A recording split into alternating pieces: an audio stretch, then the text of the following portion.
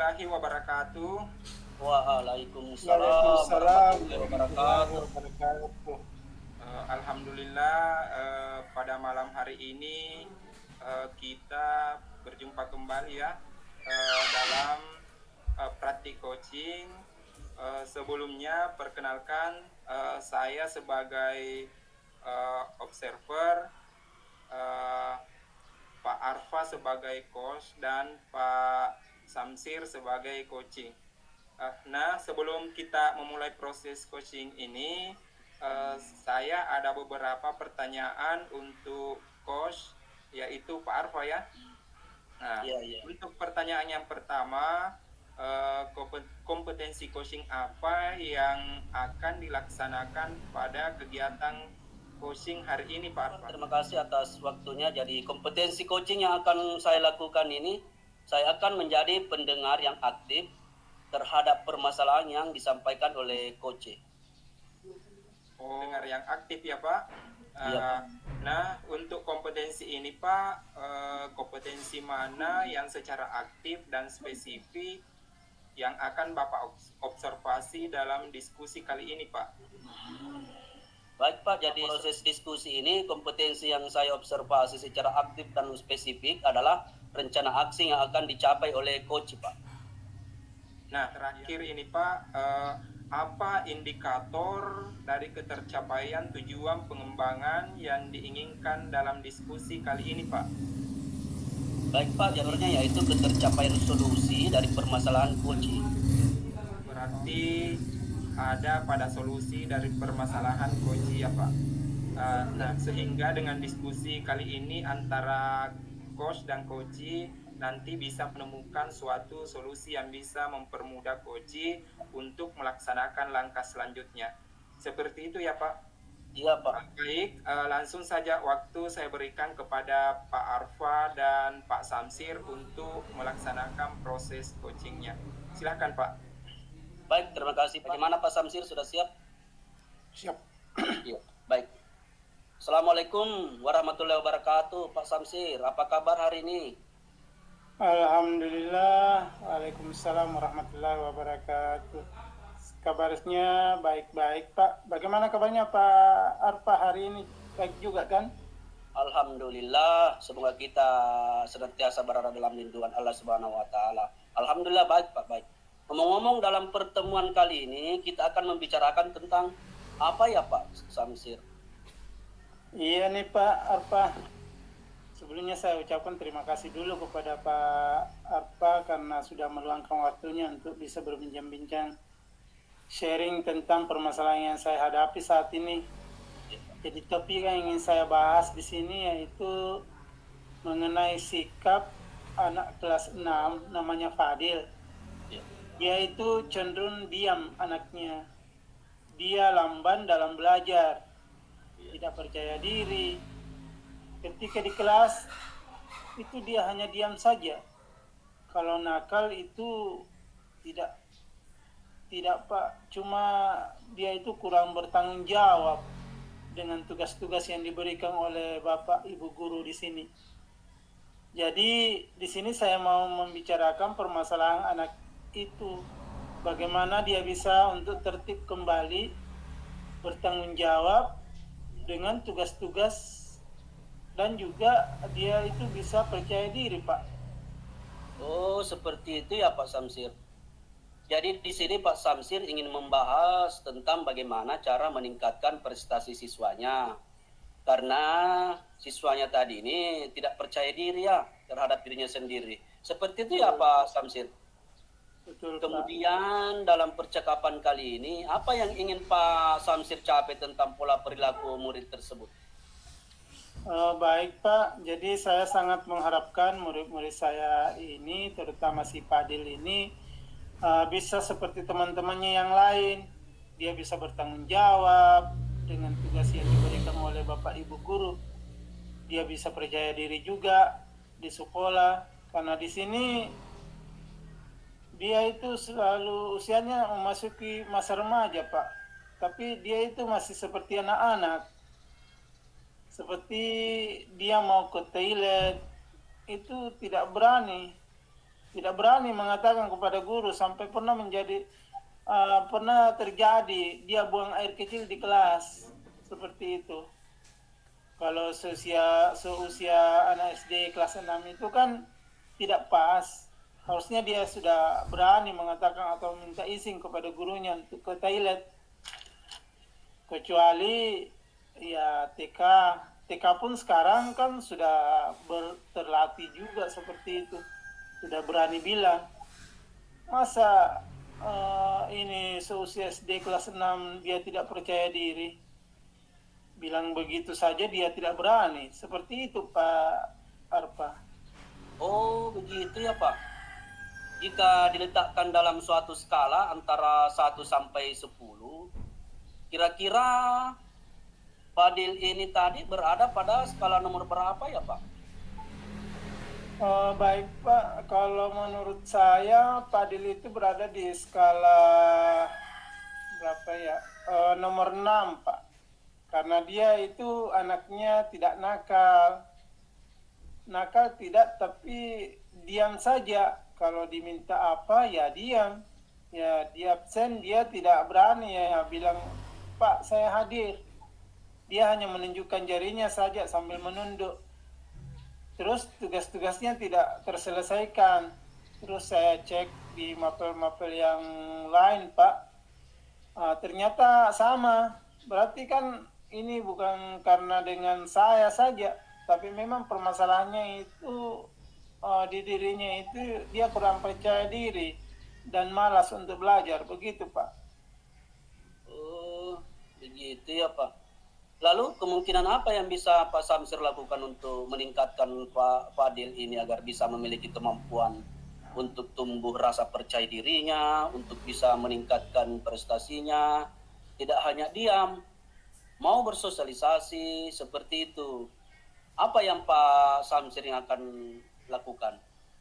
Baik Pak, kemungkinan saya bisa lakukan untuk mengurangi atau bahkan menghilangkan perilaku Fadil ini tadi yang tidak bertanggung jawab, tidak semangat dalam belajar dan juga tidak percaya diri. Yang pertama saya akan mencoba pendekatan dengan Fadil. Saya coba dekati permasalahannya apa, kemudian dia sampai tidak percaya diri, kenapa dia jadi malas. Itu karena model pembelajaran yang diterapkan gurunya atau karena ada permasalahan lain. Pertama saya mencoba untuk pendekatan dengan Fadil dulu Pak. Kemudian yang kedua saya akan mencari tahu dari teman-temannya Fadil itu seperti apa dia. Terus kira-kira informasi yang saya dapatkan dari temannya itu di pembelajaran lain itu bagaimana. Terus yang ketiga, saya akan mengkomunikasikan dengan orang tuanya Pak. Saya akan menggali informasi dari orang tuanya di rumah itu Fadil seperti apa. Apakah memang orangnya seperti ini atau bagaimana? Gitu Pak rencananya.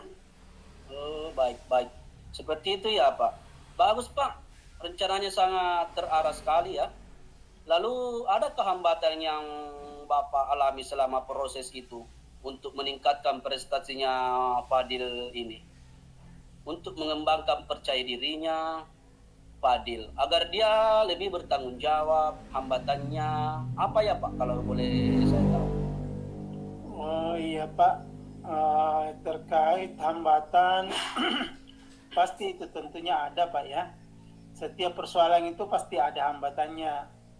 Hambatan yang saya alami terkait Fadil ini, yang pertama itu memang dari dirinya sendiri. Anaknya memang cenderung diam dan tidak percaya diri. Di sini yang pertama yang pertama Pak. Yang kedua itu hambatannya dari teman-temannya. Karena Fadil itu kan dia pernah buang air kecil di kelas. Nah, makanya kan dibully teman-temannya. Itu dia menjadi tambah tidak percaya diri di situ. Tentunya dia sangat malu melakukan hal itu. Walaupun dia tidak karena dia dari dirinya sendiri yang tidak percaya diri, tidak mau izin keluar, tapi kan terjadi pembulian itu dari teman-temannya, jadi itu termasuk suatu hambatan bagi saya, Pak. Baik. Menurut Bapak, Pak Samsir nih ya, cara untuk mengatasi hambatan dari kurangnya motivasi dari Fadil ataupun pembulian dari teman-temannya itu bagaimana ya Pak? Ya begini Pak, menurut saya untuk mengatasi hambatan-hambatan tersebut, yang pertama saya akan melakukan pendekatan dengan Fadil.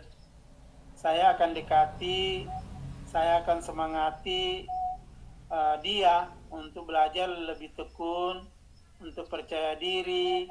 Saya akan meyakinkan dia bahwa di sekolah itu sama tidak ada temanmu yang lebih cerdas, lebih pintar, itu tidak ada, semuanya sama, asal kita mau berusaha. Itu tergantung dari diri kita.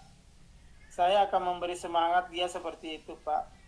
Yang kedua, saya akan membriefing kepada teman-temannya bahwa sesama teman itu tidak boleh saling membuli.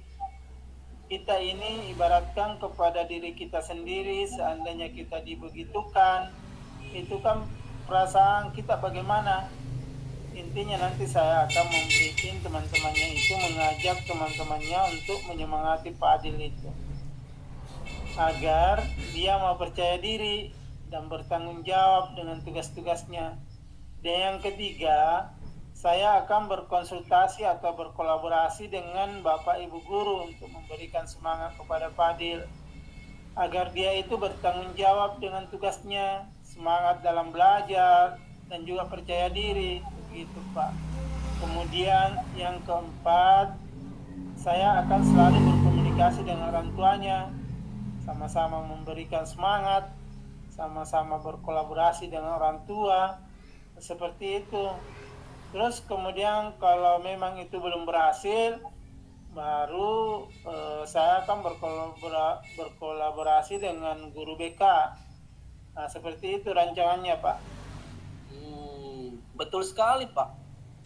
Kemudian untuk ukuran keberhasilan tadi kan menurut Pak Samsir nih, tadi kan angkanya di angka 6. Kalau nanti sudah mendapatkan tindakan dari Ibu,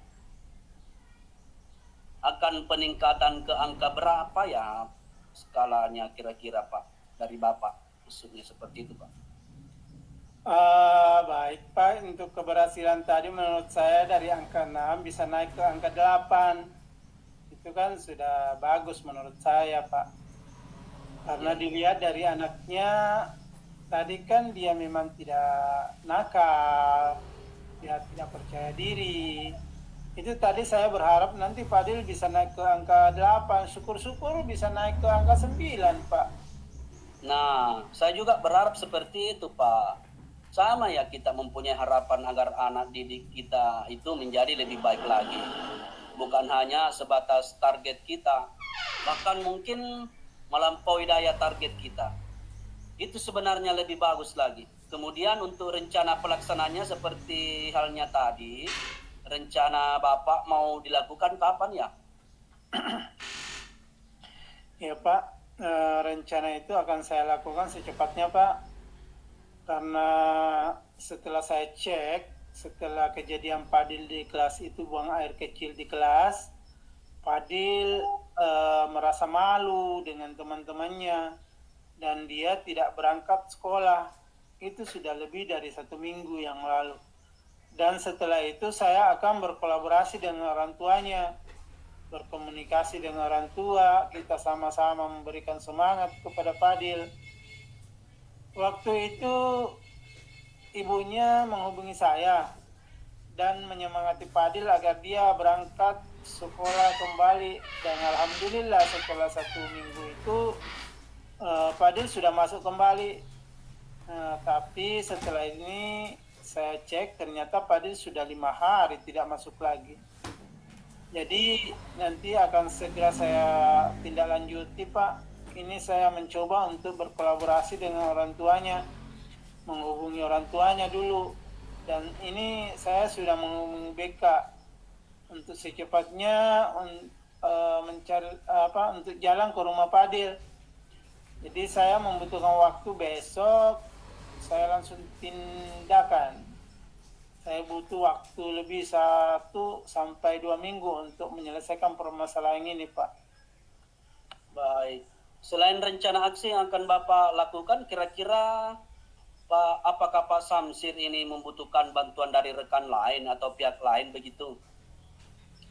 Betul Pak, selain tadi dari Fadil sendiri dan juga teman-temannya dan juga selain orang tuanya, saya membutuhkan bantuan lain, yaitu dari Bapak Ibu guru yang pertama, yang kedua dengan guru BK, kemudian kalau masih belum berhasil juga, saya membutuhkan bantuan dari Bapak Kepala Sekolah.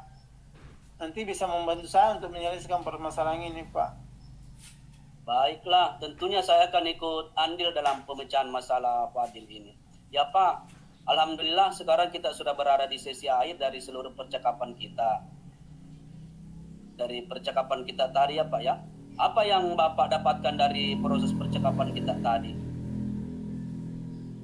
Alhamdulillah Pak Arfa, setelah sesi percakapan ini saya merasa cukup mendapat pencerahan bagaimana permasalahan yang saya hadapi tentang perilaku siswa. Saya yang bernama Fadil ini yang tidak semangat dalam belajar, tidak bertanggung jawab dalam tugasnya dan tidak percaya diri.